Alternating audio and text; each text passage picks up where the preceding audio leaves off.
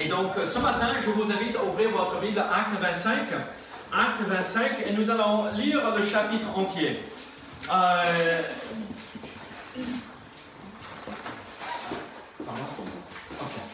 Acte 25, si vous n'avez pas remarqué en arrivant, vous savez, on cherchait pas mal de Bibles.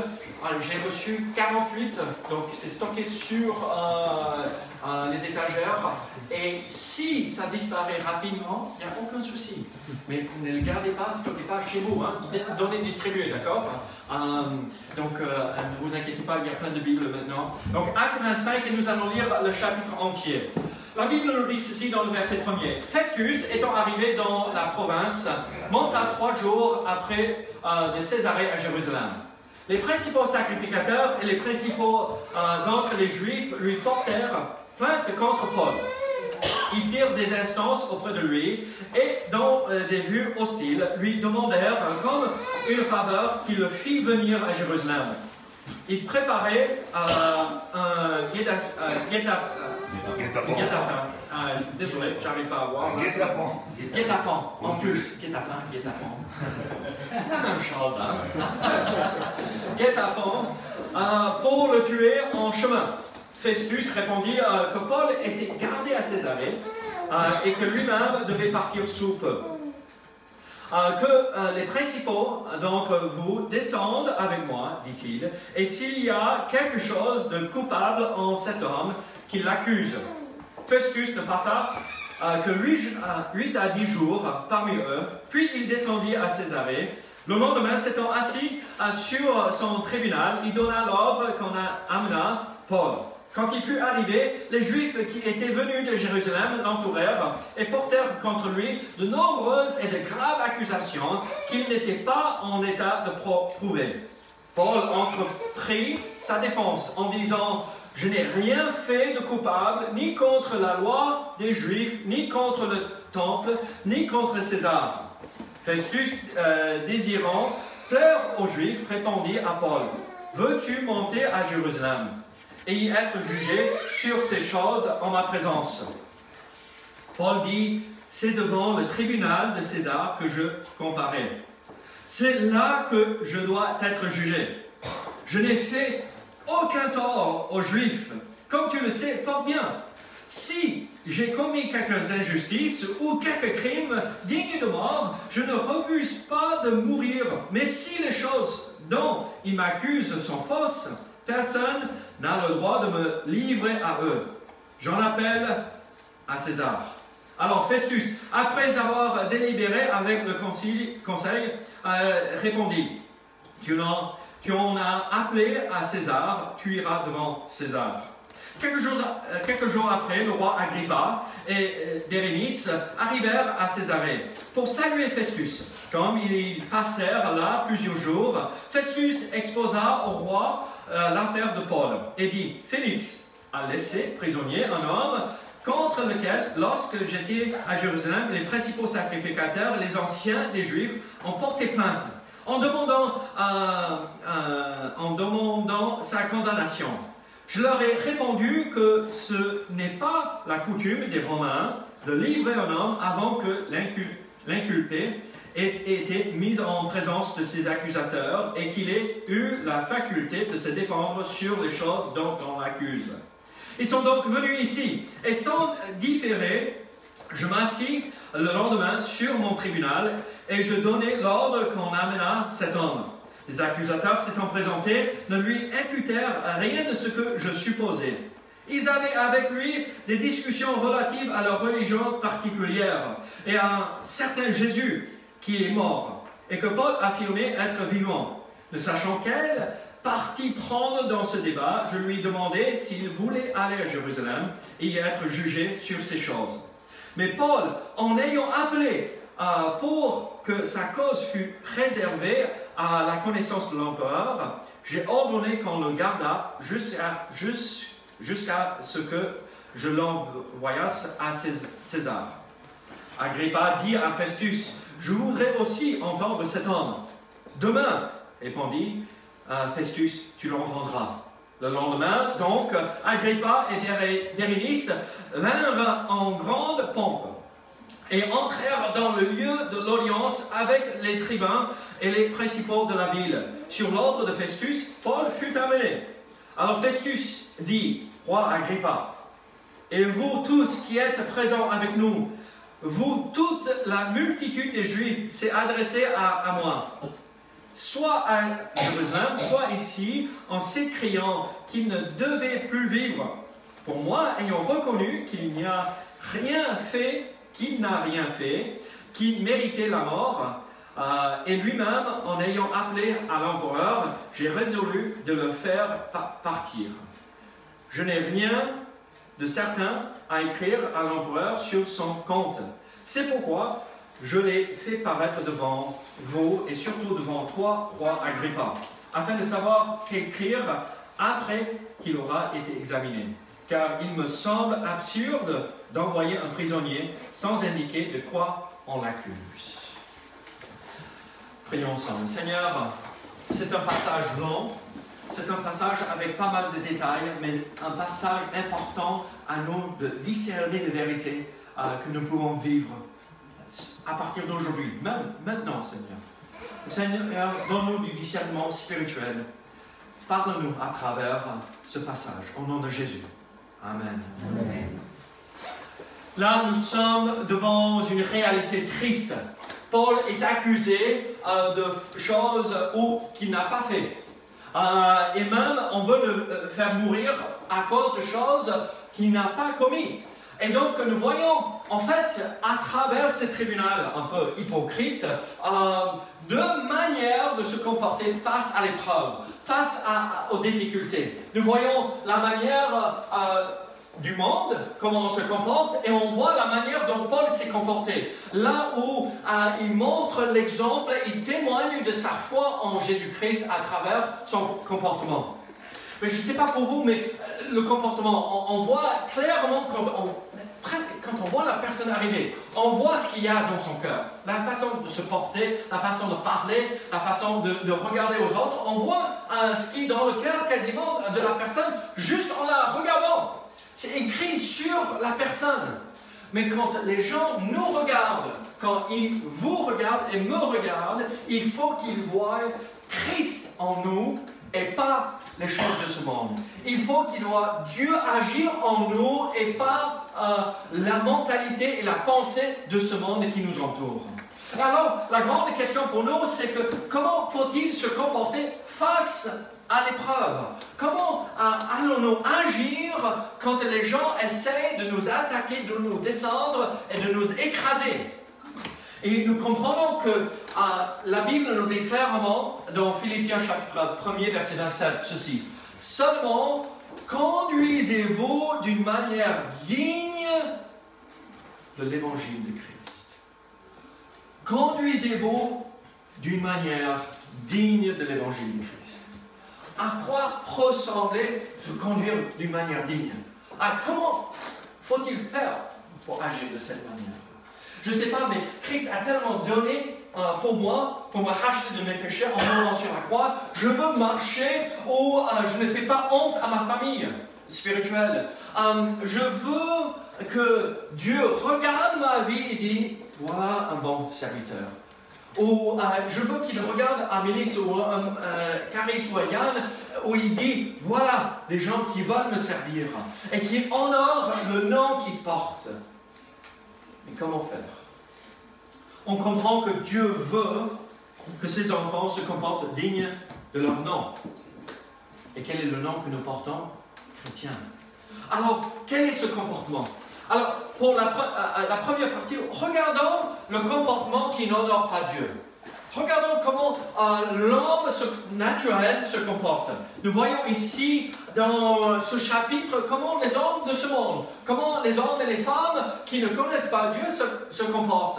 Et on voit cela à travers Festus, et on le voit à travers Agrippa, et on le voit à travers Bérénice.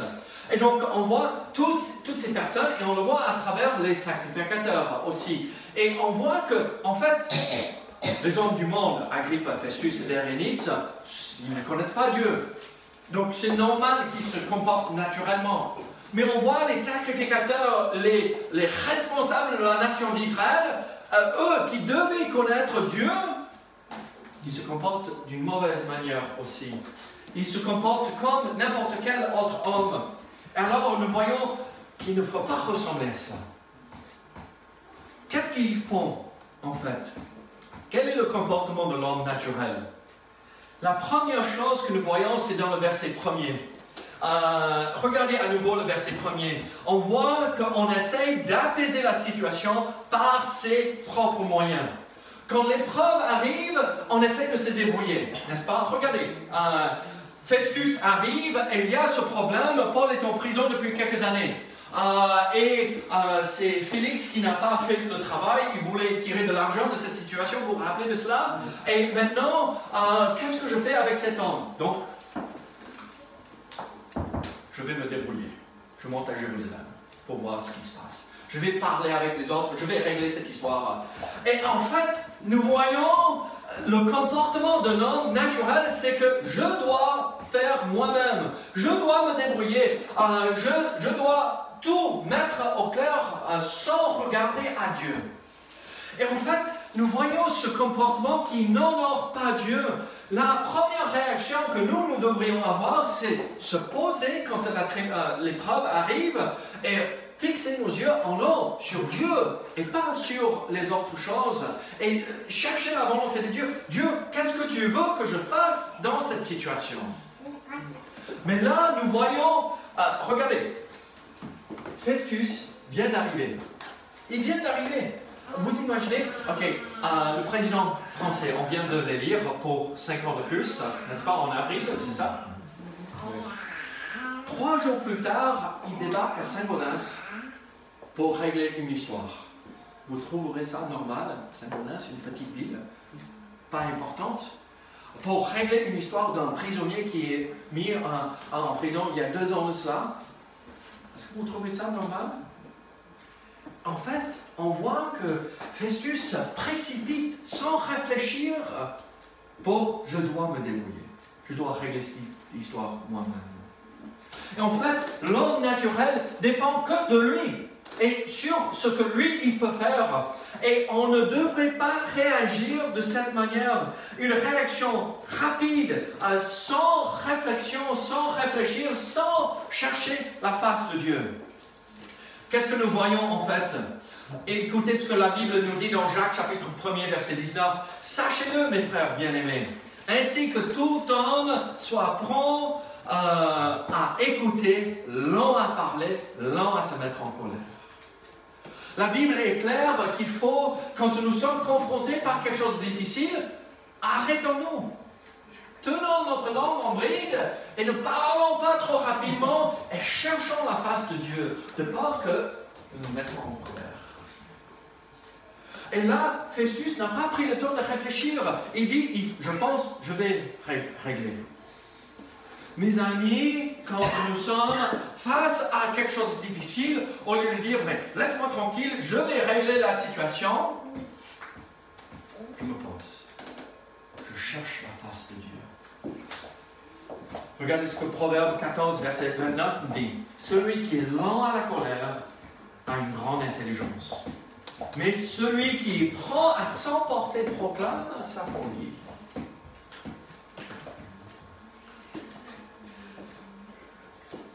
Avec Yann, parfois c'est difficile. Vous pouvez comprendre, n'est-ce pas, ceux qui ont eu des enfants. On lui dit, fais ceci.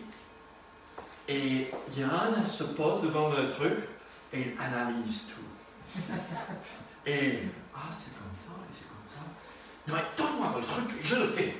Et, tiens, c'est comme ça la prochaine fois. Ça, c'est moi. Hein? Comment t'as fait? Oh, mais c'est pas possible! Mais non, c'est comme ça! Yann et moi, on a commencé des cours de guitare. On est au même niveau, hein? C'est quelle note? Je sais pas, mais c'est quelle? Ok. Lui, moi, on est tous les deux perdus, d'accord? L'école de musique ici. Et là, je lui mets devant sa partition. Il faut juste le mi, ting, ting, ting, ting, ting. Et moi, je suis, ok, ting, ting, ting, ting, ensemble. Et après, il me regarde, comment t'as fait, papa? C'est comme ça. C'est quand? Non, c'est dum, dum.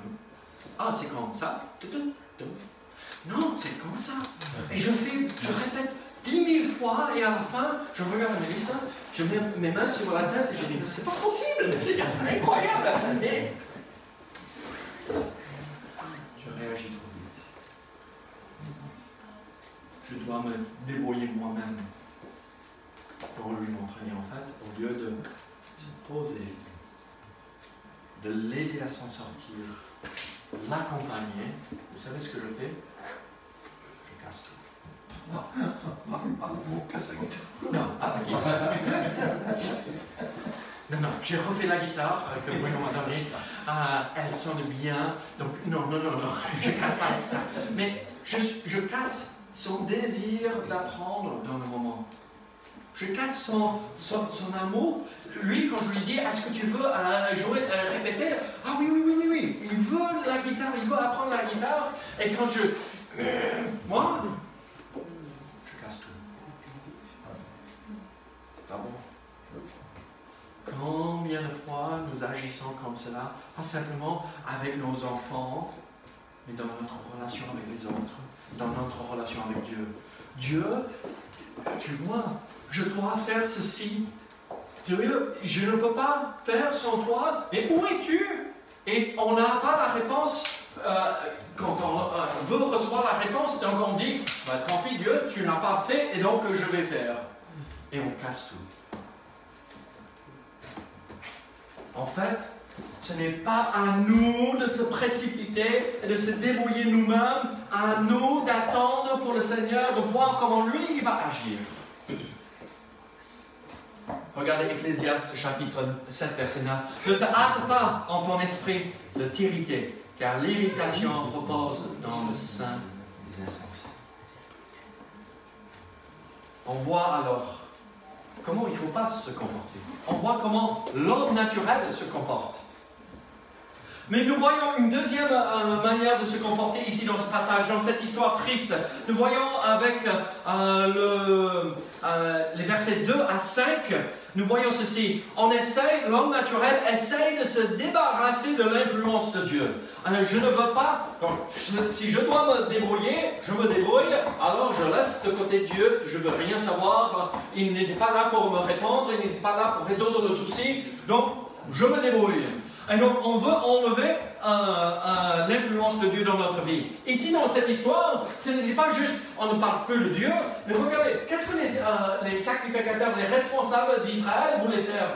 Ils voulaient faire venir Paul à Jérusalem et l'assassiner en chemin. Ils voulaient le tuer en chemin parce que Paul avait une influence ou un témoignage qui marchait avec Dieu. Et donc, c'était l'exemple de comment il fallait se comporter. Et ils ne voulaient pas accepter cela. Ils ne voulaient pas voir comment il faut aller suivre Dieu. Alors, mais vous et moi, quand je fais mal, est-ce que vous pensez que j'aime bien passer du temps dans la prière quand je sais que j'ai fait une bêtise? Appelons ça vraiment ce que c'est, péché. Est-ce que je veux passer du temps avec mon Père Céleste quand je sais que ce que je fais, c'est pas bien? J'ai Bella à la maison. Vous avez tous rencontré Bella, mon chien, ma chienne. Et elle était en train de gratter un trou dans le jardin. Elle sait mieux. Elle sait qu'elle n'a pas le droit.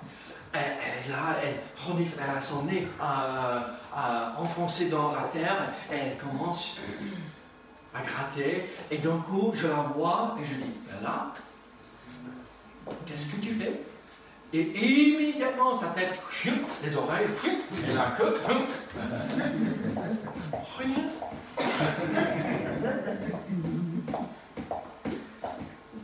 Et après, elle vient juste à côté, j'ai rien fait.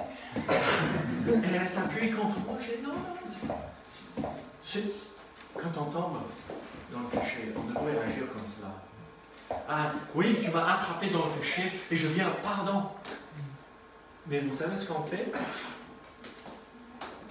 Le tapis, on le cache. On ne cherche pas Dieu. On ne va pas en courant vers Dieu pour chercher sa face et son pardon. on essaye de se débarrasser de l'influence. Les gens voulaient tuer Paul parce que Paul témoignait de sa vie en Dieu. Regardez ce que Jésus a dit, en fait, en Marc chapitre 7. Marc chapitre 7, verset 8. 7, verset 6, pardon. Jésus leur répondit, hypocrite. Oh, est-ce que tu peux revenir en arrière, Paul? Hypocrite, Ésaïe a bien prophétisé sur vous, ainsi qu'il est écrit, ce peuple m'honore des lèvres, mais son cœur est éloigné de moi. Combien de fois Dieu peut dire cela de nous, n'est-ce pas? Et on se comporte naturellement. On est tous là, comme il faut, avec nos beaux habits de dimanche, n'est-ce pas, en dimanche.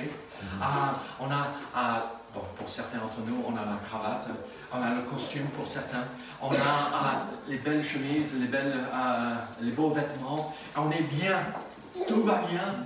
Et qu'est-ce qu'on a fait ce matin? On a prié, on a dit, Dieu est bon, il nous a bénis, c'est bien être ici, on chante. On meurt avec nos lèvres. Et par la suite, le cœur est éloigné. Demain matin, ou même on n'a pas besoin d'attendre jusqu'à demain, aujourd'hui à midi, on a déjà oublié. Ça, c'est le comportement naturel de l'homme. On reconnaît, oui, il y a Dieu, mais c'est bon, là, plus proche.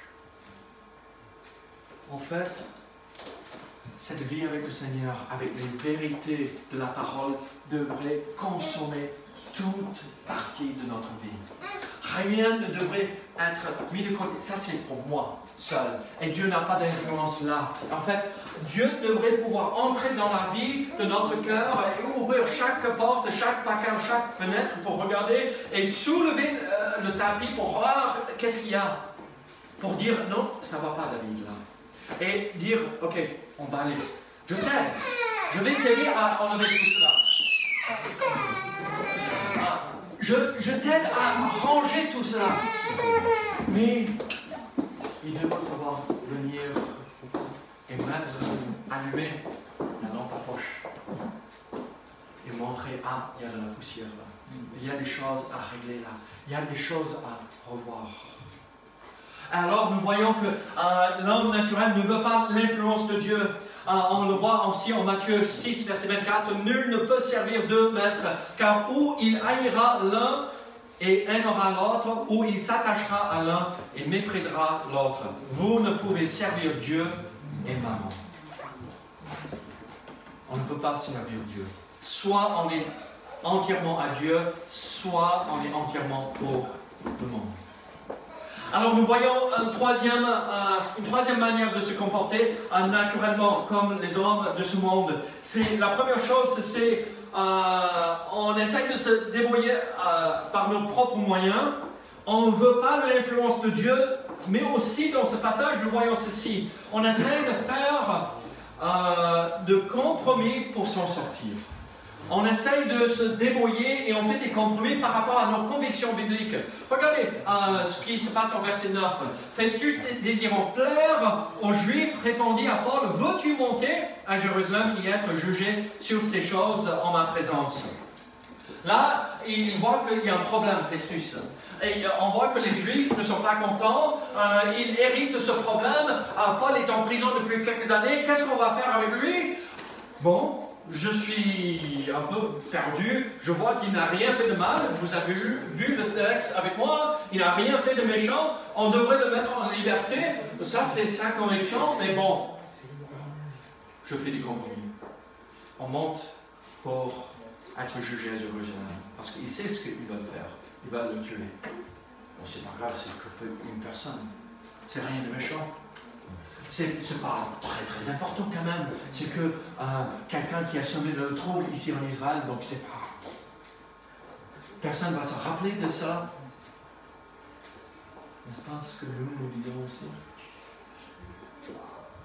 On sait que Dieu nous demande de faire ceci. Pour cela. Et après, on voit dans notre propre vie qu'on fait des compromis. Oh, c'est pas si méchant que cela. Mais tout le monde le fait. Mais quand même, David, c'est un peu dépassé ça, n'est-ce pas? C'est un peu vieux jeu, c'est ce qu'ils ont fait le siècle dernier. Est-ce que vous êtes d'accord avec moi que la vérité ne change pas? Ce qui était vrai il y a 2000 ans de cela est toujours vrai aujourd'hui. Ça ne change pas. Et donc, ce qui n'était pas accepté par Dieu et vu comme péché à l'époque n'est toujours pas accepté et vu comme péché aujourd'hui. Alors, comment Festus et les autres ont essayé de se débrouiller en faisant des compromis? Nous voyons la première chose, c'est par les mensonges. Regardez, nous voyons la première chose par les mensonges. Regardez versets 6 et 7. Festus ne passe que 8 à 10 jours parmi eux, puis ne passa que 8 à 10 jours parmi eux, puis il descendit à Césarée. Le lendemain, s'étant assis sur son trône, il donna l'ordre qu'on amena Paul. Quand il fut arrivé, les Juifs qui étaient venus de Jérusalem l'entourèrent et portèrent contre lui de nombreuses et graves accusations qu'il n'était pas en état de prouver. C'est gentiment dire, c'est des mensonges qu'ils ont fait. Le peuple de Dieu avait des leaders. Les autorités spirituelles d'Israël venaient devant cet homme, Festus, pour raconter des mensonges. L'objectif, c'est de faire mourir Paul, et donc on est prêt à ne pas respecter la loi de Dieu pour arriver à nos fins. Ça, c'est l'homme naturel. C'est horrible, ça, n'est-ce pas? C'est horrible. La Bible nous dit qu'il faut garder la langue et préserver notre bouche de tout mensonge, de toute chose qui est malhonnête. Qu'est-ce que nous voyons et nous comprenons ceci, qu'il ne faut pas tomber dans le piège du mensonge parce que ça nous détruit. Regardez ce que la Bible dit dans le psaume 101, verset 7. « Celui qui se livre à la fraude n'habitera pas dans ma maison. Celui qui dit des mensonges ne subsistera pas en ma présence. » Il n'est pas possible qu'un homme ou une femme qui se dit chrétien persévère dans le mensonge. Ce n'est pas juste normal. Est-ce qu'il arrive qu'un chrétien raconte quelque chose qui n'est pas vrai? Oui. Bon. Avec conviction, oui ou non? Oui. Oui. Mais qu'est-ce que le Saint-Esprit vient faire immédiatement après? Il nous rattrape et qu'est-ce que tu as fait? Et on devrait fondre en larmes, peut-être pas physiquement, mais spirituellement. Mais comment j'ai pu? Comment j'ai pu? Regardez, Proverbe 19, verset 9. Le faux témoin ne restera pas impuni, et celui qui dit des mensonges périra. Mes amis, quand on fait des compromis, on dit oh, c'est pas si méchant que ça, c'est pas grave. Mais regardez, là, l'objectif, c'est une bonne chose. Donc, on va ignorer ceci, on va regarder plutôt à cela, l'objectif. Et si on fait des compromis, c'est rien de méchant. Mais là, dans le texte, les compromis, c'est on va se permettre de mentir pour arriver à nos fins. Et Dieu dit, mais c'est pas possible. Vous et moi, est-ce que on fait des compromis? Est-ce que je raconte des mensonges? Ma réponse est oui ou non, avec conviction. Non. Et par mes actes, est-ce que je fais des choses qui, si je les disais en toi, est-ce que ça serait mensonge? Parfois. Et nous tous, nous sommes coupables de ça. J'ai utilisé cette illustration juste il y a 2 semaines cela. De nos jours, on est un prélèvement à la source, n'est-ce pas, pour les impôts? Vous imaginez les coffres de l'État, combien ça a augmenté depuis qu'on est arrivé à cela, depuis qu'on a commencé à prélever à la source. Parce que vous savez combien tricher. En fait, c'était juste quelque chose d'acquis, accepté. Tout le monde triche. Donc, il ne faut juste pas franchir ce niveau. Et après, ça passe. Mais non. Non. On est honnête en tout. Parce que si on n'est pas honnête là, c'est du mensonge. On ne triche pas. On dit la vérité.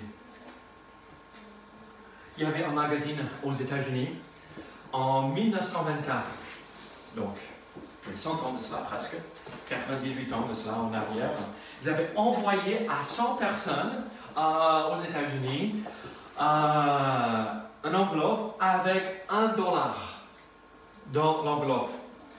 Avec une lettre pour dire on est désolé, on vous rembourse le trop aperçu, désolé qu'on n'a pas facturé correctement. Et ils ont envoyé à 100 personnes $1.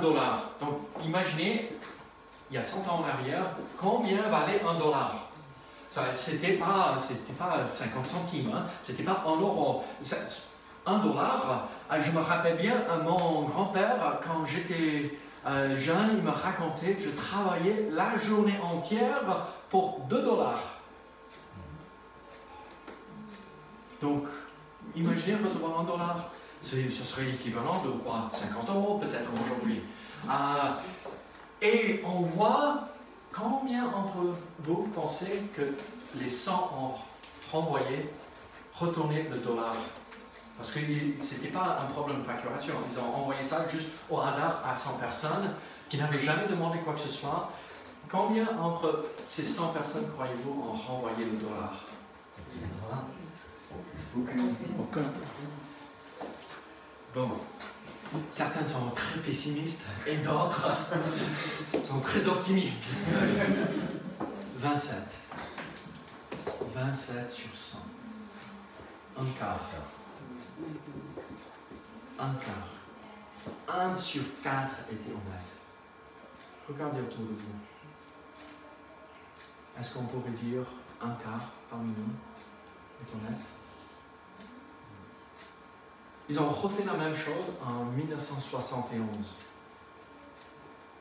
Donc, un peu moins de 50 ans plus tard, combien a remboursé, a renvoyé l'argent, pensez-vous? Pas mal. 13. 13 personnes ont été honnêtes. Mes amis, il faut être honnête. Il ne faut pas faire de compromis. Il ne faut pas dire, oh, si je ne fais pas, ou si je fais. Non.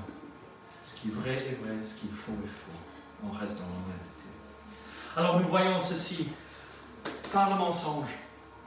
Mais aussi, nous voyons qu'à travers les versets 22 à 27, ils font des compromis par la sagesse humaine. Qu'est-ce que nous voyons ici? En fait, quand on regarde ceci, Agrippa arrive et arrive en grande pompe. Regardez-moi. Et Festus pose la question à Agrippa, mais comment faut-il faire? Je ne sais pas. Et Agrippa donne des conseils. Il faut faire comme ceci. Il veut entendre Paul. Et là, Festus demande des conseils. Et il cherche des conseils chez les humains, chez les hommes, au lieu de chercher des conseils chez Dieu. Et alors, c'est de la même manière que nous nous débrouillons. Mais on oublie cette vérité. En fait, l'homme et sa sagesse est passagère. Elle ne dure pas. Il y a une seule vérité qui durera pour toute l'éternité, la parole de Dieu. Vous vous rappelez ce que la Bible dit dans 1 Pierre chapitre 1, verset 24? Car toute chair est comme l'herbe, et toute sa gloire comme la fleur de l'herbe. L'herbe sèche et la fleur tombe.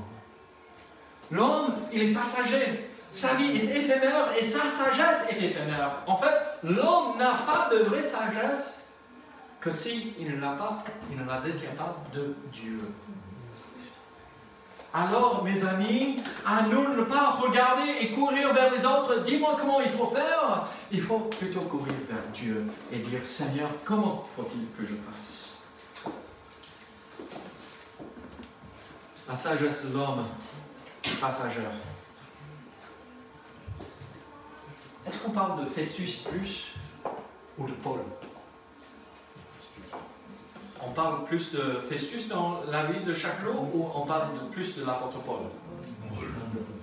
Paul, l'homme de Dieu. On parle avec quelqu'un dans la rue aujourd'hui. Hey, vous vous rappelez de Festus? C'est un nom bizarre là. Agrippa, c'est un peu mieux, on comprend. Mais Bérénice, voilà. C'est quoi ce nom-là? Mais on parle de Saint Paul. Même les incroyants connaissent ce nom. Pourquoi? Parce qu'il a cherché la face de Dieu. Mes amis, qu'on cherche des conseils auprès des autres, c'est bien.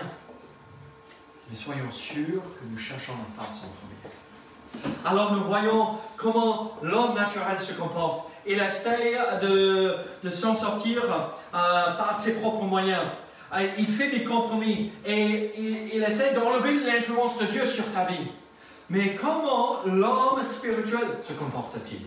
Ça, c'est la question pour nous. On voit comment il ne faut pas faire, mais comment faut-il qu'on fasse? Et en fait, nous voyons ceci. Nous voyons que, en fait, l'apôtre Paul, dans tout ceci, il se confiait dans la vérité et la vérité seule. Regardez versets 7 et 8. Qu'est-ce qu'il fait?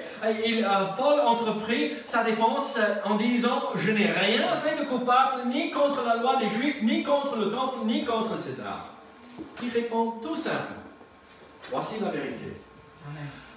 Il n'y a pas de « Ah, je vais dire ceci ou je vais faire cela ». Il n'y a pas Paul qui arrive devant Festus pour dire « Mais Festus, mais tu imagines, ils me gardent en prison depuis 2 ans là, et ils n'ont rien décidé, et tout ce qu'ils veulent c'est tirer de l'argent, mais c'est pas normal, et c'est pas juste. » Paul ne répond pas de cette manière. Il dit tout simplement « Voici la vérité ». Mes amis, quand nous sommes confrontés à l'épreuve, quand nous sommes confrontés aux choses difficiles, comment faut-il répondre? Avec la vérité. Et que la vérité. Et pas plus. N'embellir pas. Vous savez, j'étais à la pêche la semaine dernière et j'ai attrapé un poisson comme ça. Non. C'est vrai, hein? Un poisson comme ça.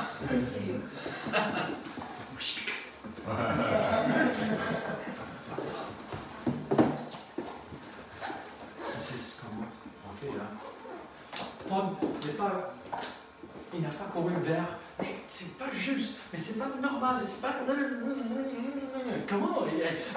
Yann, il est monté hier pour se plaindre de Caris. Les pauvres, quand ils sont ados, quand ils restent, je vais arrêter de parler d'eux, mais entre-temps, ne racontez pas toutes ces histoires, d'accord?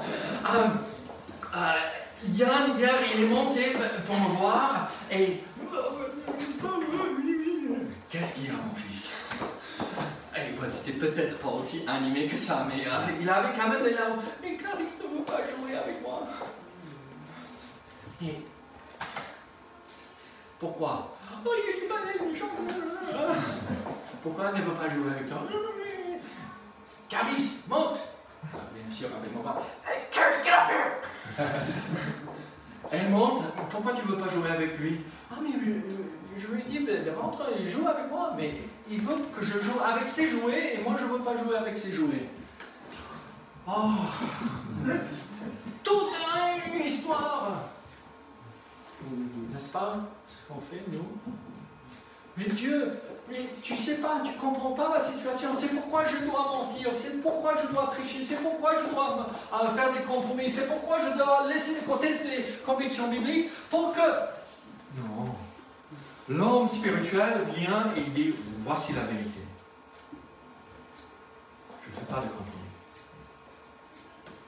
Je dis toujours la vérité. Regardez ce que la Bible dit dans Proverbes chapitre 11, verset 3.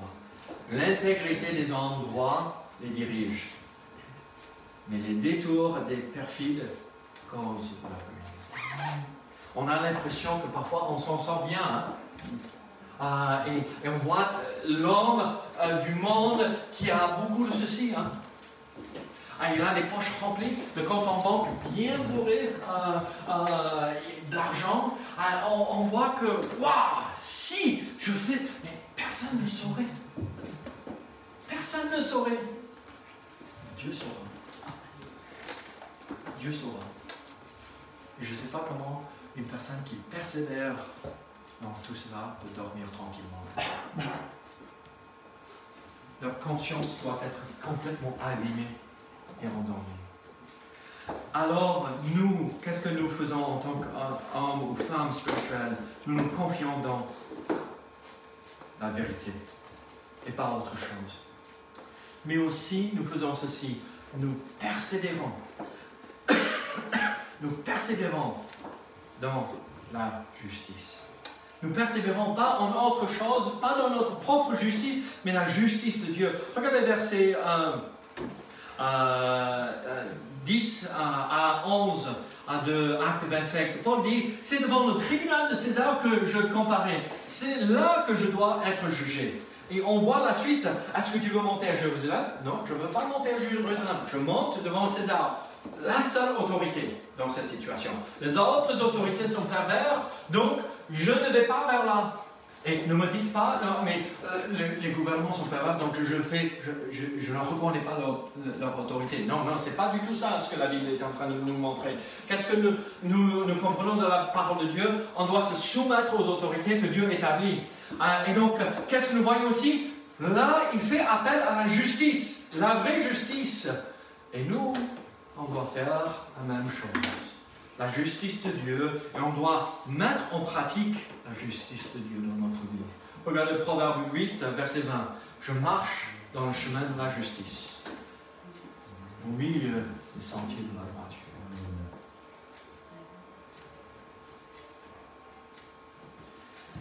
Il y a une chanteuse d'opéra qui s'appelait Jenny Lind, qui était très connue, qui commençait à gagner pas mal d'argent. Elle était demandée, elle était recherchée, elle gagnait bien sa vie. Et à un moment donné, elle a arrêté complètement de chanter. Elle s'est mise en retraite et on ne l'a jamais vue monter sur scène. Une de ses amies est venue la retrouver un jour. Elle l'a retrouvée.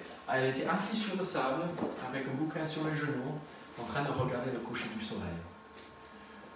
Et la conversation tournait, on parlait de tout et de rien. Et on arrive à la question, mais pourquoi tu as arrêté de chanter? Tu gagnes bien ta vie, tu étais la star là que tout le monde voulait. Elle a baissé sa tête, elle a pris quelques instants pour réfléchir.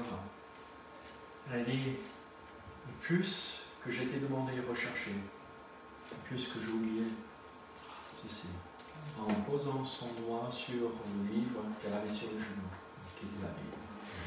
Je pensais de moins en moins de ceci. Et après, elle a levé le doigt et je ne pensais même pas à la création de Dieu qui m'entourait. Comment pouvais-je faire autrement que de laisser et abandonner tout cela qui me privait de la présence de Dieu dans ma vie? Alors, je vous pose une question. Votre comportement. Ne vous inquiétez pas. Votre comportement. Est-ce que vous êtes comme cette femme assise sur la page avec le doigt sur la parole en disant « Je vais me comporter comme ce livre m'a dit de faire ». En persévérant dans la vérité, en marchant dans la justice, ou est-ce que je vais être attiré par le monde et me comporter comme les autres de ce monde, en essayant de se débrouiller, en faisant des compromis et en s'éloignant de la vérité de Dieu.